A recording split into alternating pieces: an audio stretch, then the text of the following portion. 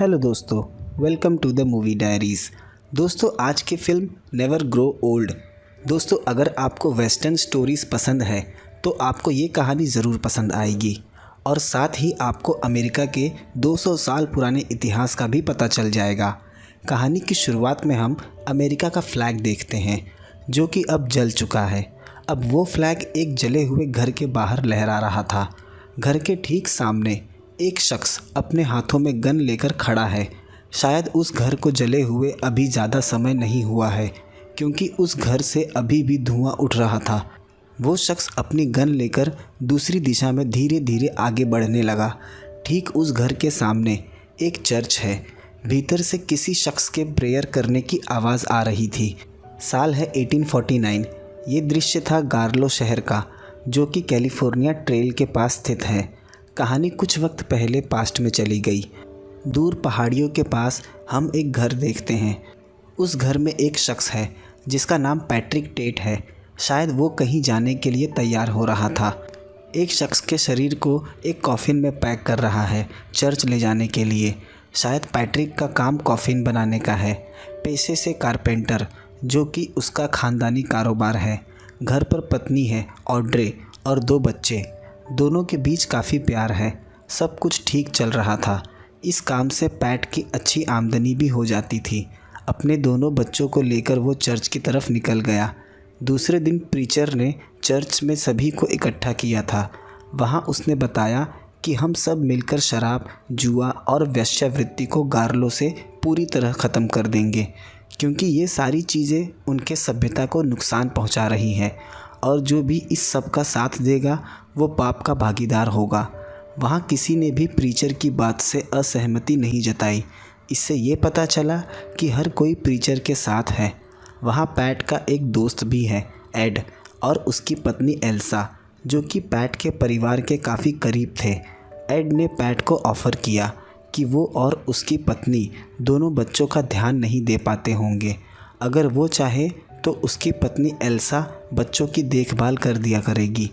PAT ने कहा वो इस पर विचार ज़रूर करेगा। वहाँ से वो अपनी पत्नी और बच्चों को लेकर एक स्टोर में चले गया। वहाँ घरेलू सामान के साथ साथ गन्स भी मिलती थी।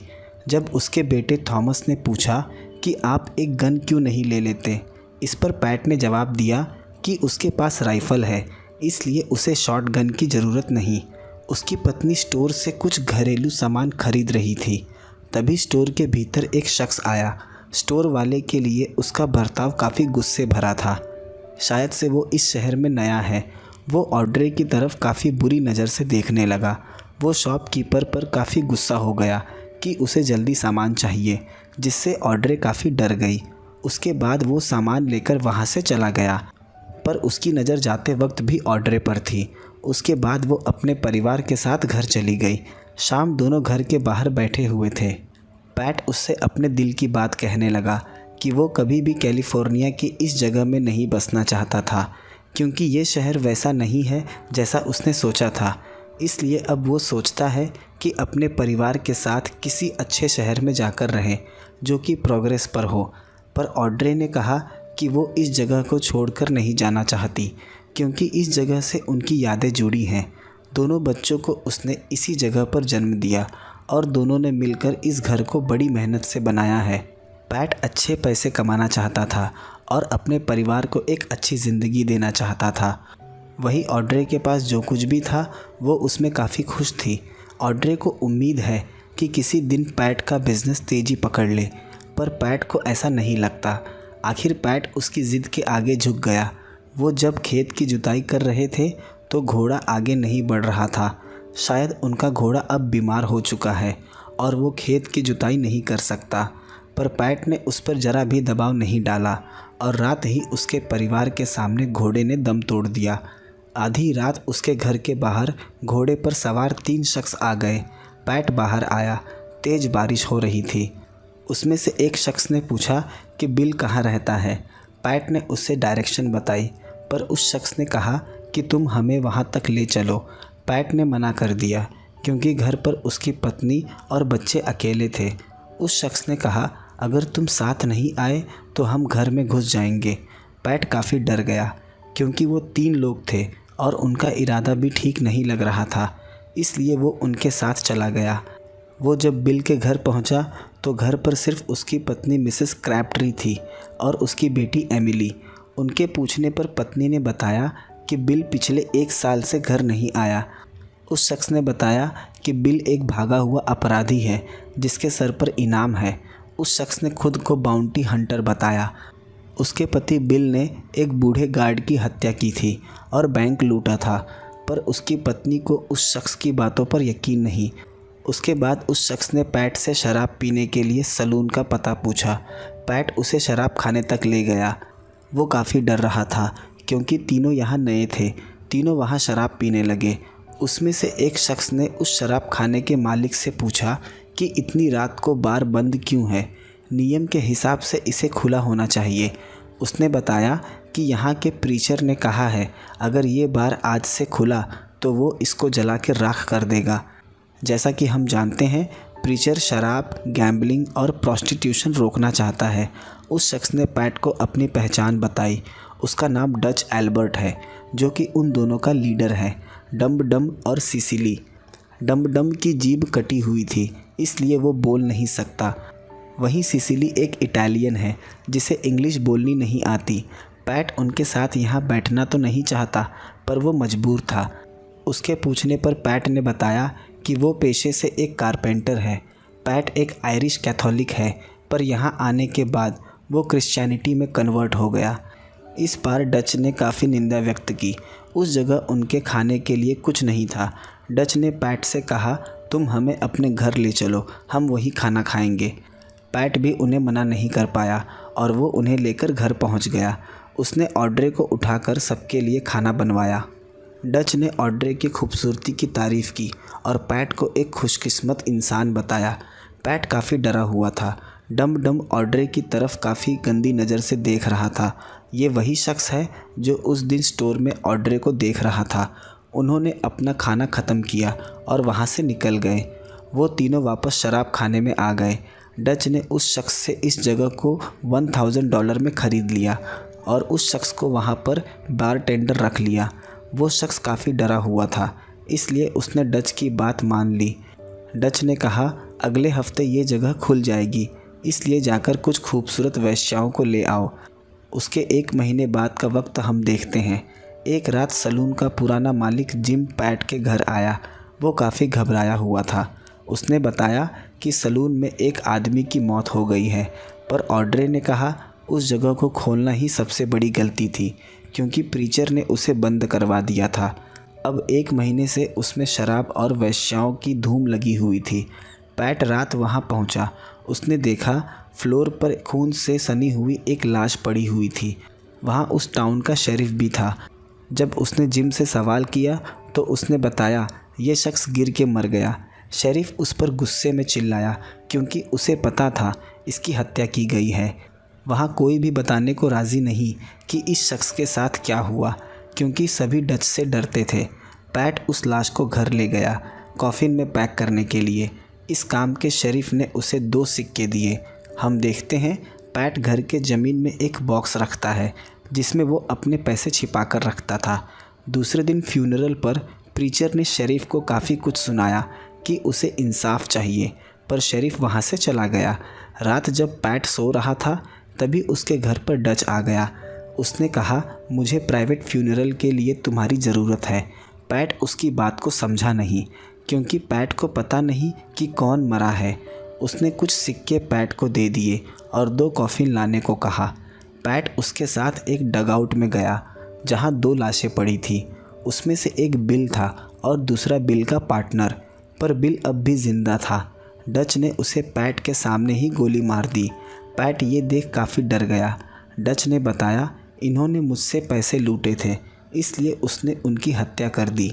अब डच ने भी पैट से दोस्ती का हाथ बढ़ाकर उसे अपने गैंग में शामिल कर लिया, क्योंकि आगे उसे पैट की काफ़ी ज़रूरत थी।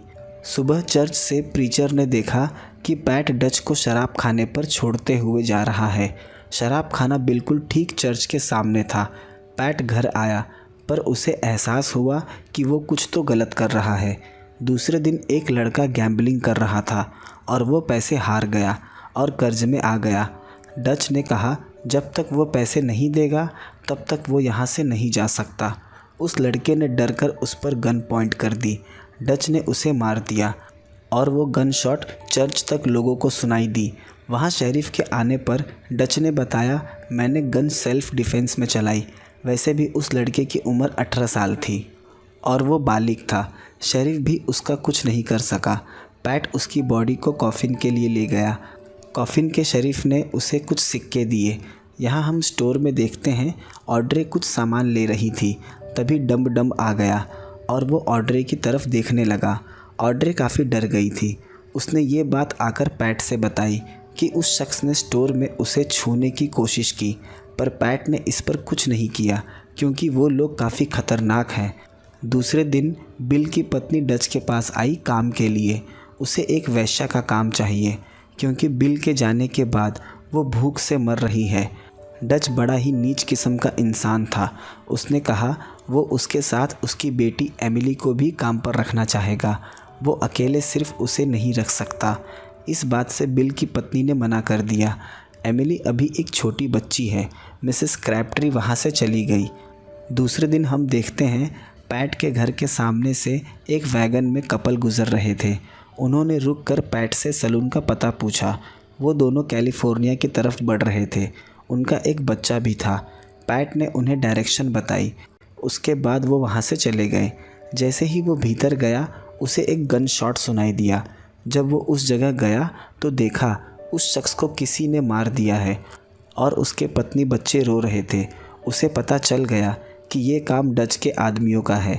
पैट उसके शव को कॉफिन के लिए ले आया। आज पैट ने ऑड्रे को नई ड्रेस दी जो कि उसने न्यूयॉर्क से ऑर्डर करके मंगवाई थी, पर ऑड्रे ने उसे एक्सेप्ट नहीं किया क्योंकि अगर वो इस टाउन में इतनी फैंसी ड्रेस पहनेगी तो वो आउट ऑफ प्लेस महसूस करेगी। इस बात का पैट को काफ़ी बुरा लगा। उसके बाद वो सलून में जाकर शराब पीने लगा। यहाँ पैट ने देखा मिसेस क्रैबट्री और उसकी बेटी डच के यहाँ काम पर लग गए हैं। एक शख्स उसकी बेटी एमिली को अपने साथ कमरे में ले गया। एमिली रो रही थी पर मिसेस क्रैबट्री ने कुछ नहीं किया क्योंकि उसे मजबूरी में ये काम करना पड़ रहा था। इस बात का पैट को भी काफ़ी बुरा लगा। पैट ने डच को कहा कि वो अपने आदमी को समझा दे कि उसकी पत्नी से दूर रहे, पर डच ने कहा वो इसमें कुछ नहीं कर सकता क्योंकि डम्ब डम्ब का हिसाब किताब थोड़ा अलग है। इस बात पर पैट ने भी कह दिया अगर वो दोबारा ऑड्रे के आसपास भी दिखा तो वो उसे मार देगा, पर डच ने उसे एक डरपोक इंसान कहकर उसका मजाक बना दिया।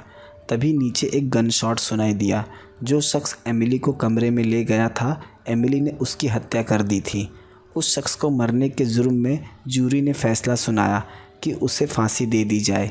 फांसी का फंदा बनाने का काम कमीशन्ड ने पैट को दे दिया, पर इस बात से ऑड्रे खुश नहीं थी कि वो एक छोटी लड़की के लिए फंदा तैयार करेगा।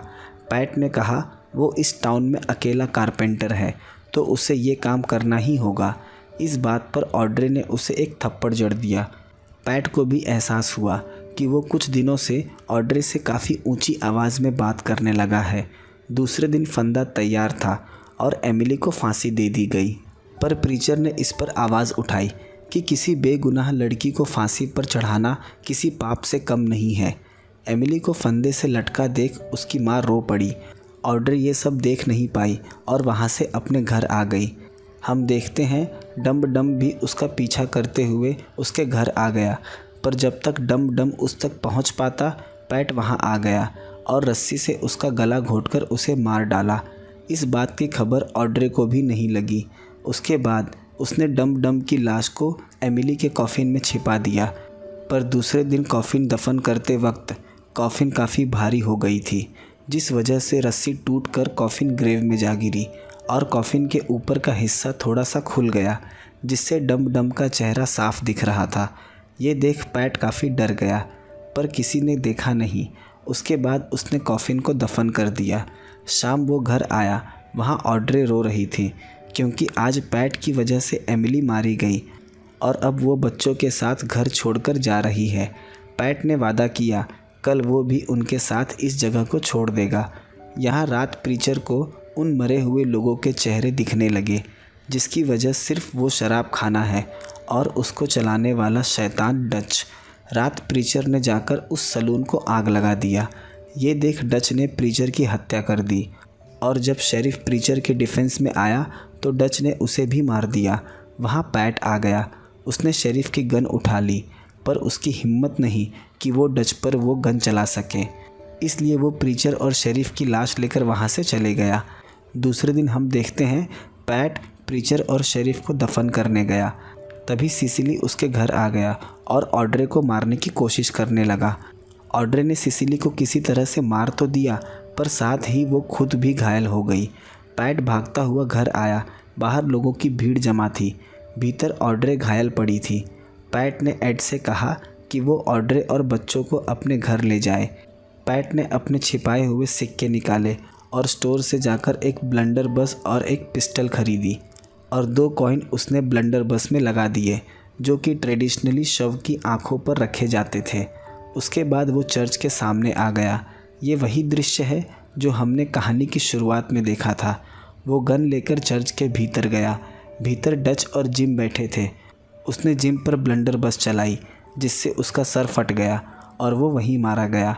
उसके बाद उसने डच की भी हत्या कर दी। इसी दौरान पैट को भी गोली लग गई। किसी तरह पैट अपने घर आया और अपने पोर्च पर गिर गया। बेटा बाहर आया। वो एड के घर नहीं गया था। उसने पिता से पूछा, क्या तुम मरने वाले हो? इसका जवाब पैट ने हाँ में दिया। ये सुन उसके बेटे थॉमस की आंखें नम हो गई। उसने अपने बेटे को एड के घर चले जाने को कहा। थॉमस वहाँ से एड के घर चला गया। हम देखते हैं पैट ने उसी जगह बैठे बैठे ही दम तोड़ दिया। कहानी इसी दृश्य के साथ ख़त्म हो गई। दोस्तों, कहानी पसंद आई हो तो वीडियो को लाइक, शेयर और चैनल को सब्सक्राइब ज़रूर कर दें। मिलते हैं अगले वीडियो में एक नए एक्सप्लेनेशन के साथ।